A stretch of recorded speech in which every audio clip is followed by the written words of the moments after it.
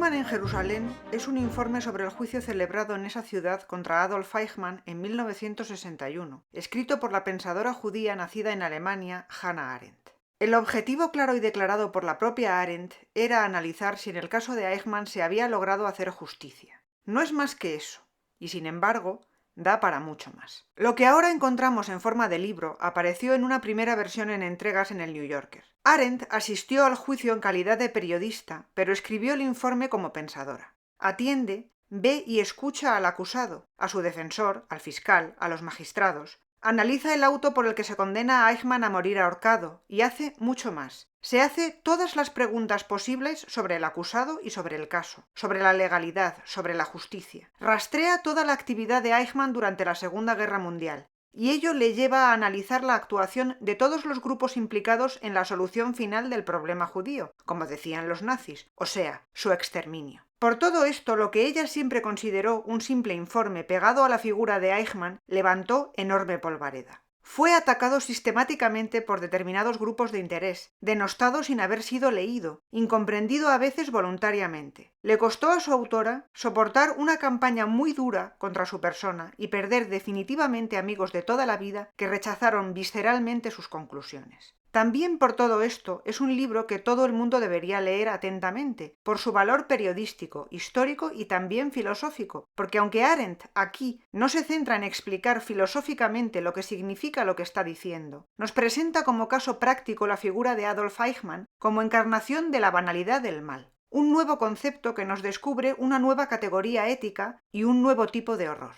En este vídeo vamos a ver los puntos fundamentales del libro, sus conclusiones, la justificación de la controversia que lo envolvió en su día y sobre todo vamos a explicar qué significa la banalidad del mal, no solo a través del texto del libro, sino también usando las cartas de Hannah Arendt y su amigo, el filósofo alemán Karl Jaspers, con el que sí discute en profundidad qué significa este concepto. Para todo esto, lo primero que hay que hacer es decir quién fue Eichmann y de qué se le acusó. Otto Adolf Eichmann, durante la Segunda Guerra Mundial, fue miembro de las SS, en las que fue ascendiendo hasta alcanzar el rango equivalente a teniente coronel, gracias, sobre todo, a sus capacidades de organización logística, que le convirtieron en uno de los principales artífices del exterminio de millones de judíos en cámaras de gas. Eichmann era uno de los rangos más altos de las SS que había logrado escapar al final de la guerra. Se asentó en Argentina, bajo el nombre falso de Ricardo Klement. Agentes del Mossad le detuvieron en los suburbios de Buenos Aires la noche del 11 de mayo de 1960 y fue trasladado 9 días después en avión a Jerusalén, donde compareció ante un tribunal en 1961, acusado de crímenes contra el pueblo judío. El juicio se resolvió con su condena a muerte por ahorcamiento, que fue ejecutada el 1 de junio de 1962. Eichmann era un objetivo prioritario para Israel. El juicio contra él era una plataforma para poner ante el mundo el sufrimiento del pueblo judío.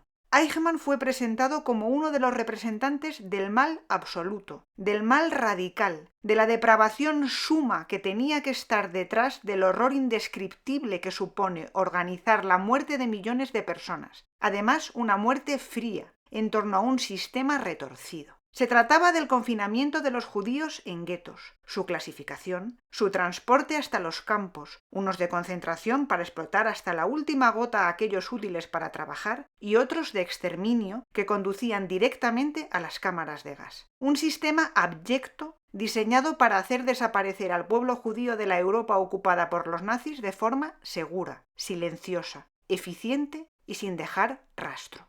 Eichmann era una figura central en todo esto, porque acabó siendo el máximo responsable del transporte de los judíos desde sus países de origen hasta los campos, normalmente en Polonia. Una tarea atroz y descomunal, porque de lo que se trataba era de maximizar la capacidad de las cámaras de gas, de tener un flujo constante de judíos que fuesen exterminados sin pausa, gracias a una organización logística impecable de transporte en tren encabezada por Eichmann. Hannah Arendt acude al juicio como periodista, pero además era una superviviente de la matanza. Arendt abandonó Alemania en 1933 cuando tuvo claras cuáles eran las intenciones de los nazis, y lo hizo renegando de una sociedad a la que consideraba cómplice silenciosa de la deriva totalitaria de su país. Fue a París y allí, tras la ocupación nazi, fue internada en un campo de concentración, en Gurs, de donde logró escapar junto a su madre y partir hacia Estados Unidos. Licenciada en Filosofía por la Universidad de Heidelberg, dedicó su vida sobre todo al estudio del fenómeno del totalitarismo cuya aparición había vivido. No es de extrañar que tuviese gran interés en presenciar y analizar el juicio contra Eichmann. Su mirada es a la vez profunda, precisa, concienzuda, atenta y abierta a escucharlo todo y preguntarse por todo lo relacionado con el caso. Por eso sus conclusiones son difíciles de refutar, a la par que incómodas, y también por eso su informe es de gran valor para el estudio de la guerra, porque desborda datos y ejemplos. Aquí vamos a concentrar la exposición de Arendt en 3 puntos fundamentales para entender mejor lo que aporta su libro. Eichmann fue raptado por el Mossad en Argentina y llevado a Israel fuera del amparo del derecho internacional. Se llevan a Eichmann en lo que es una clara violación de la soberanía argentina, pero lo hacen porque tenían evidencias claras de que conseguir su extradición sería imposible. Es juzgado por un tribunal israelí, acusado de crímenes contra el pueblo judío. Se busca dar legitimidad al tribunal aproximándose a la modalidad de juicio adoptada en Nuremberg. Por ejemplo, Israel paga a su abogado defensor, el doctor Robert Servatius, abogado alemán que ya actuó como defensor en Nuremberg. El problema fundamental de Arendt con todo esto es que la acusación sea la de haber cometido crímenes contra el pueblo judío. Y aquí aparece el primer punto de conflicto del libro. El gobierno israelí quería este juicio como muestra del sufrimiento del pueblo judío. Además, por fin, un nazi era juzgado en el estado que acogía a las familias de las víctimas y a los supervivientes. Por fin, el pueblo judío tenía la capacidad, el poder de atrapar y juzgar a sus asesinos. Hannah Arendt está en contra de esta visión que considera limitada y errónea, porque lo que hace es decir que lo que hicieron los nazis es un crimen antiguo. Se trata de un episodio más de la persecución contra los judíos, algo que ha pasado siglo tras siglo. Tratar lo sucedido como una Shoah, un padecimiento más del pueblo judío de los que le han asolado desde el principio de los tiempos, a Hannah Arendt le parece un error, porque reduce lo que ha pasado. Lo devuelve a lo conocido, a una interminable cadena de injusticias. No. Arendt considera que era básico calificar los crímenes de Eichmann como un crimen contra la humanidad en su conjunto, que es algo nuevo, inconcebible hasta los nazis. Una categoría que habría permitido tener además más opciones para legitimar legalmente el juicio. En este sentido, Arendt lamenta que el auto esté limitado precisamente por la ley que han decidido aplicar a Eichmann.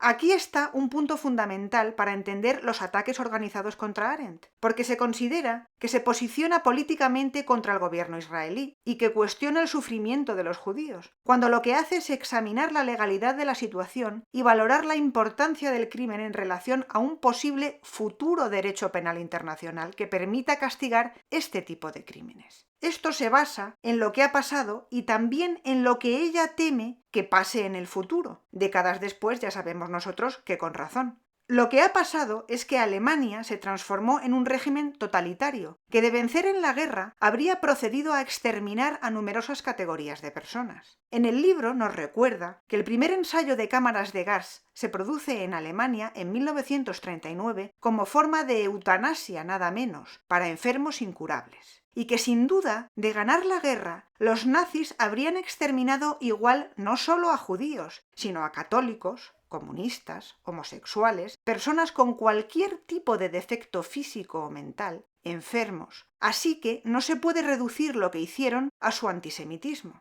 En el futuro, además, vaticina Arendt, una vez que ha pasado ya una atrocidad nueva, cuando ya consta en la memoria colectiva algo antes inimaginable, solo hay que sentarse a esperar a que se repita. Por eso hay que tenerlo bien tipificado, articular una legalidad válida para juzgarlo y condenarlo, y por eso lamenta el enfoque dado al juicio contra Eichmann. Todo esto no quiere decir en absoluto que le parezca que Eichmann fuera inocente, ni que lamente su ejecución. Al revés, Arendt lo considera culpable, pero culpable de crímenes contra la humanidad, y merecedor de la horca, pero porque nadie puede querer compartir este mundo con él. Es decir, que básicamente el resultado es justo individualmente, pero se perdió la oportunidad de crear un precedente válido. Se perdió la posibilidad de avanzar en la justicia contra estos crímenes. Eichmann es culpable y merece la pena máxima, y sin embargo, pocas pruebas había de que él hubiese matado, no ya a un judío,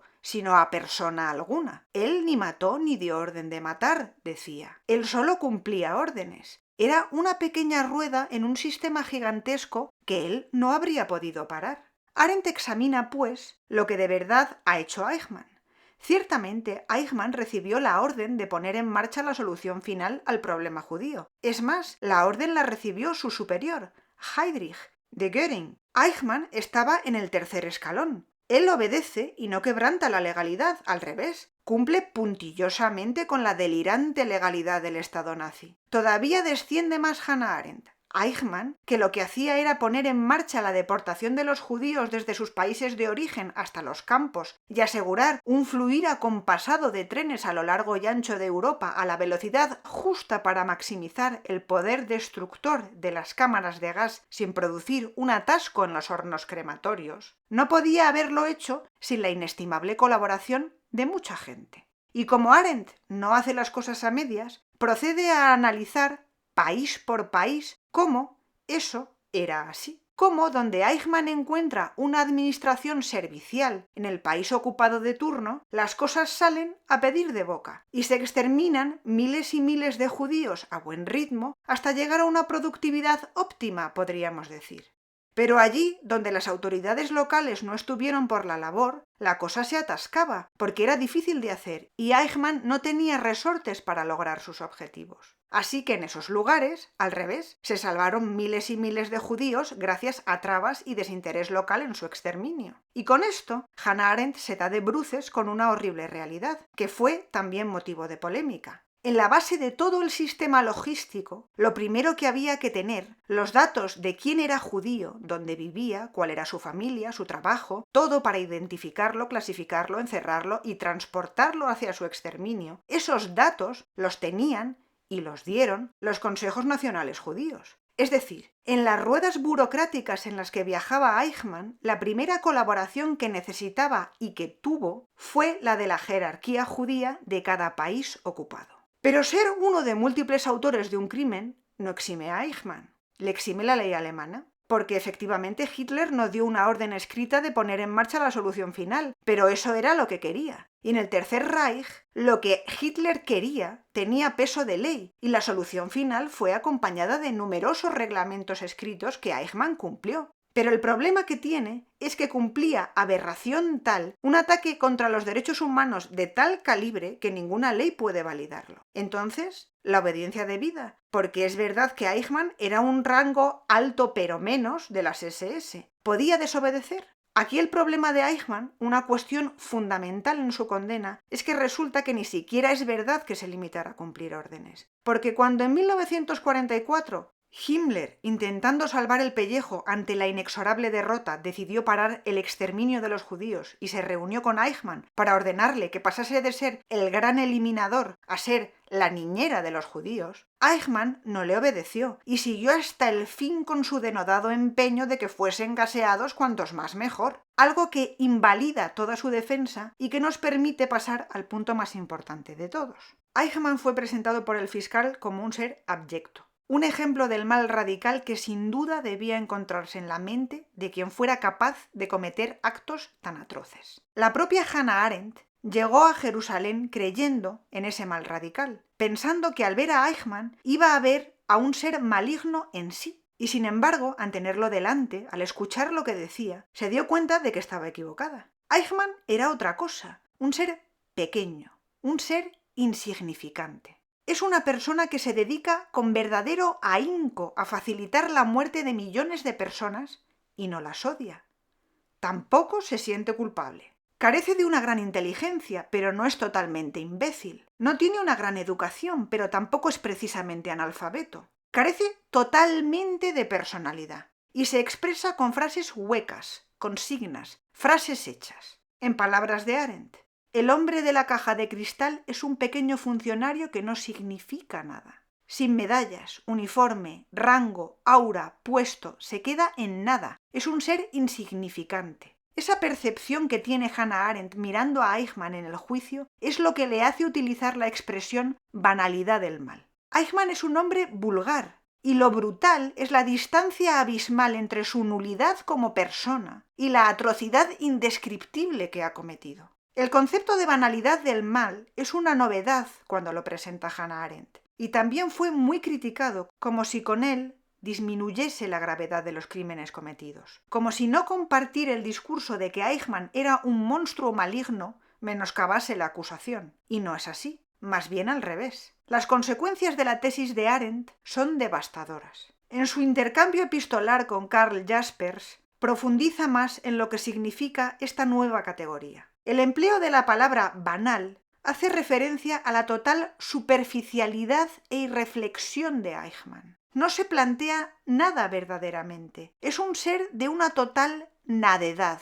O como le responde Jaspers al ver la descripción que le hace Arendt de lo que ha visto en Eichmann. Es el vacío de la nada. Frente a lo que se pensaba antes, Hannah Arendt concluye que no es necesaria la proliferación de seres abyectos para sostener el régimen totalitario del nazismo. No, hace falta la colaboración de seres banales totalmente como Eichmann, que irreflexivamente se dejen llevar a las mayores atrocidades por motivos sin importancia. Eichmann hace lo que hace porque es el perfecto burócrata trepa que lo que quiere es ascender antes que sus rivales. Él, que inicialmente habría preferido deportar a los judíos y no matarlos, acalla la vocecita de su conciencia al comprobar que todo transcurre ordenadamente, que nadie se opone, no hay protestas. Luego es incapaz de parar porque cree que lo que debe hacer es cumplir la ley suprema que representa en su cabeza la voluntad de Hitler.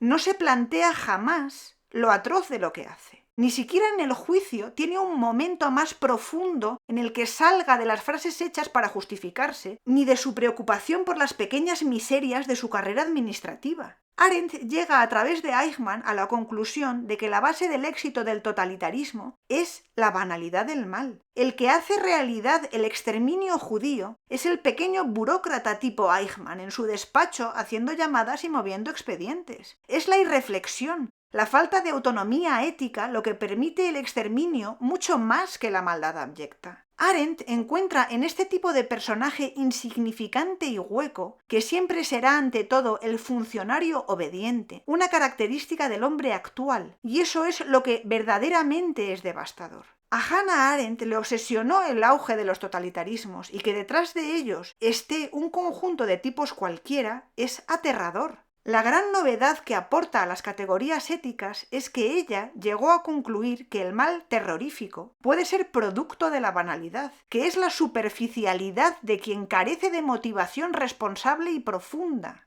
Es el bien lo que puede ser radical, lo que tiene que ser profundo, responsable, motivado y firme. En realidad, la diferencia entre su descripción del mal y su descripción del bien la representa perfectamente la diferencia entre la personalidad de Eichmann y la personalidad de la propia Hannah Arendt. Arendt mide cada palabra que usa, reflexiona constantemente. Llega a una conclusión dolorosa que además le trae serios problemas personales, pero la defiende contra viento y marea desde la responsabilidad que siente de informar al mundo de lo que se encuentra debajo de estos sistemas aterradores que aparecieron en el siglo XX, porque está convencida de que tenemos que evitar que vuelvan a aparecer.